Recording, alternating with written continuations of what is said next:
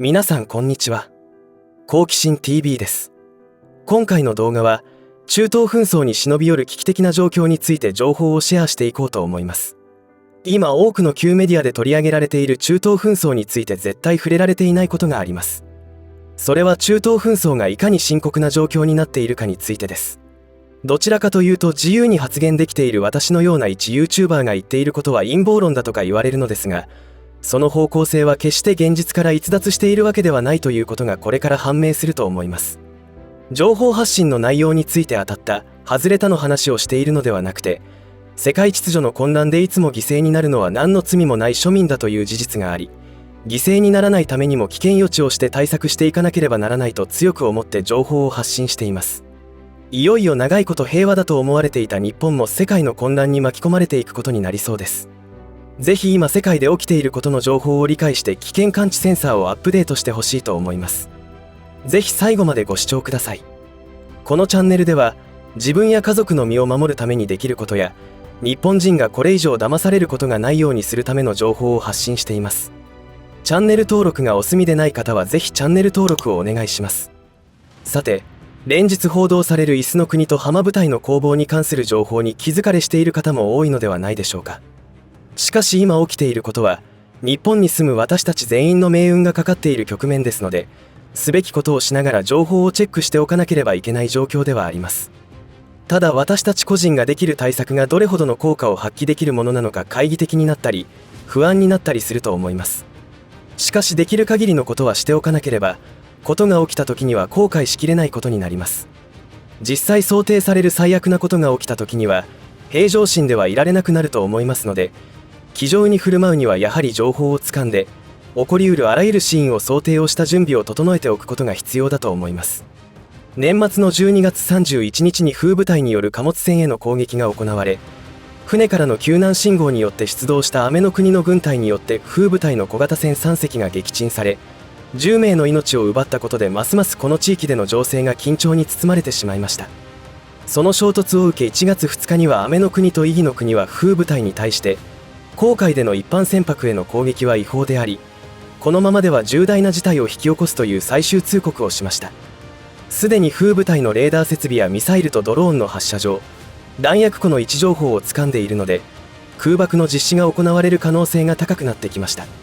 おそらく風部隊はそれらの警告などに従うはずもなく、むしろ攻撃は過激になっていくと思います。雨の国がこの地域の警備を警戒しているのには明確な理由があって、イスの国の貿易保護もあるので特に力を入れているのです。というのは、バベデブ海峡の実質的な封鎖はイスの国への経済封鎖に近い影響が出始めています。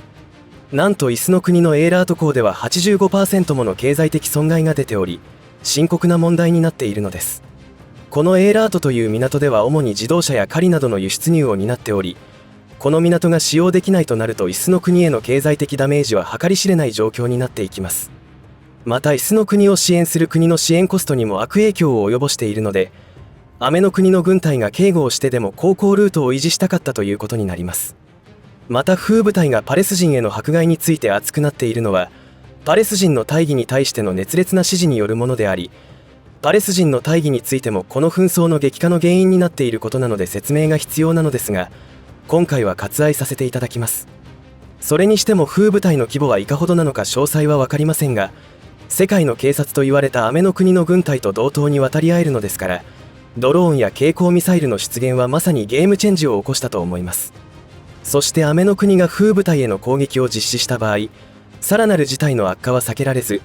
同時に風部隊への武器供与や資金提供をしているイラの国への攻撃も合わせて起こるとなると、ホルホル海峡の封鎖までも現実的な話になってきます。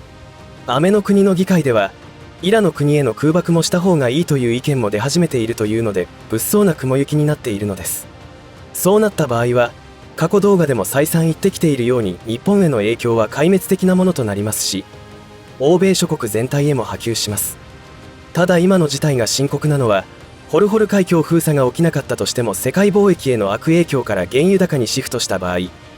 雨の国への経済的ダメージは天文学的な損失が発生しますので、雨の国の経済にとどめを刺す形になってしまいます。つまりどちらに転んでも日本に住む私たちの生活への影響は経験したことがないような事態になるので、相当な覚悟で生き抜くための準備をする必要があります。しかもそれはあと2ヶ月間ほどの猶予しかないのではないでしょうか。ホルホル海峡の封鎖ともなれば、あちらを出発する最終便が到着するのは約20日後であり、その前にあらゆるものの値上がりが始まることになります。本当に何事もないことを祈るばかりですが、今の流れの中で何事もなかったように事態が収束することは逆にありえないことだと思いますので、重ね重ね準備万端整えるようにしてください。10月7日のハマ部隊によるイスの国の侵攻以降に、世界中で新パレスのデモが激しくなってきています。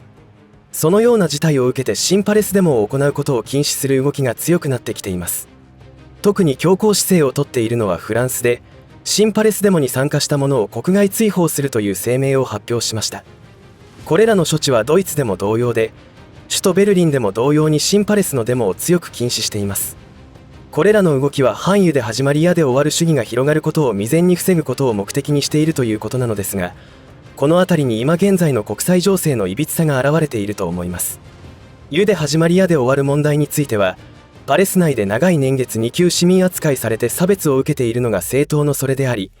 イスの国にいる方が偽物であるというのが事実で、それは公ではタブーとされており、イスの国がパレス人の抹殺を企てているというのも実は政党のそれの存在を消し去りたいのであり、日本人絶滅計画の根拠になっている理由にもつながっていると言われています。いずれにしても中東情勢の悪化によって経済ダメージは避けられそうにないので、我々は備えなければいけないのです。前回の動画でも取り上げましたが、ただでさえ雨の国と隣の赤い国の経済状況は史上最悪の状態になっており、このどちらかまたは同時に破綻を迎えることになって、そこに中東情勢の悪化が加わればその開始が早まるということになるわけです。つまり我々が置かれた状況は着実に最悪へと向かっていると言っていいのではないかと思います。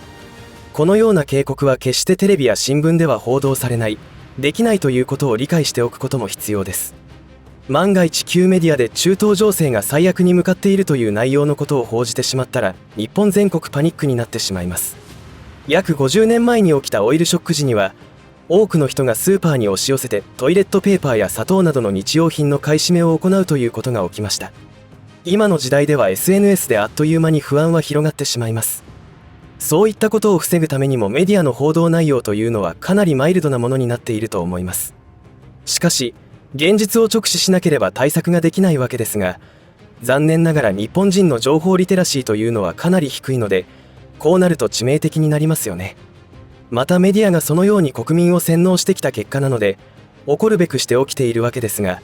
有事の際は残念なことになる人はかなり出ると思います。本来あるべきは情報リテラシーの高い人は自分で情報をキャッチし、必要と感じるなら対策するし、そんなことは起きないと考える人は対策しないだけです。あくまでも判断は各自がすればいいのですが、実はそうもいかないので厄介です。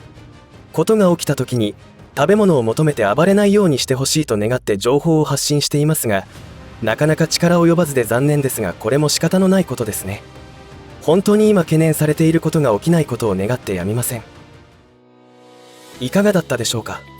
2024年は国際的にもそうですし、日本国内においても年始早々から大きな震災があって波乱含みのスタートとなりましたので、先が思いやられるわけですが、我々にできることは限られるわけで、変に不安があることもなく必要なことを淡々とこなしていくしかないと思います。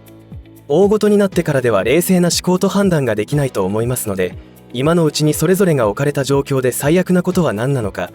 そのための対策はどのように考えて実行していけばいいのかをよく検討することをお勧めします。前の動画で我が家の取り組みについて紹介させていただきましたが、コメント欄から震災時においての対応でその方にとって盲点だったという感想をいただきました。これで大丈夫と思っていても意外と盲点はあるものですから、今一度チェックする必要がありますね。ちなみにその盲点だった震災時の対応とは、踏み抜き防止ソールの使用についてでした。震災時にはガラスの破片やら金属片、釘などが路上に散乱しています。その上を歩いた時に簡単に靴底を突き抜けて怪我をする可能性があります。人間はたった数ミリのトゲが刺さっただけでもまともに歩くことができなくなるわけなので、震災時においてはしっかりガードしないと命取りになります。なので踏み抜き防止ソールを普段履いている靴に使用することをお勧めしました。被災者のご遺体では足の裏を怪我しているケースが多いと聞いたことがあるので、我が家では必須アイテムになっているのです。このことは震災時においてのことですが、今回取り上げた状況では恐ろしいほどの物価高に襲われることが予想され、食料や日用品の購入にも経済的にかなりの負担が強いられます。今でも物価高によって値上げがしているとはいえ、まだ許容範囲内だと思います。そして物価高の後にはすぐに品切れということになり、最悪である上と直面することになりますので、どうか真剣に事態の深刻さを受け止めて行動してほしいと思います。ぜひ共に大きな試練を乗り越えて生き延びていきましょ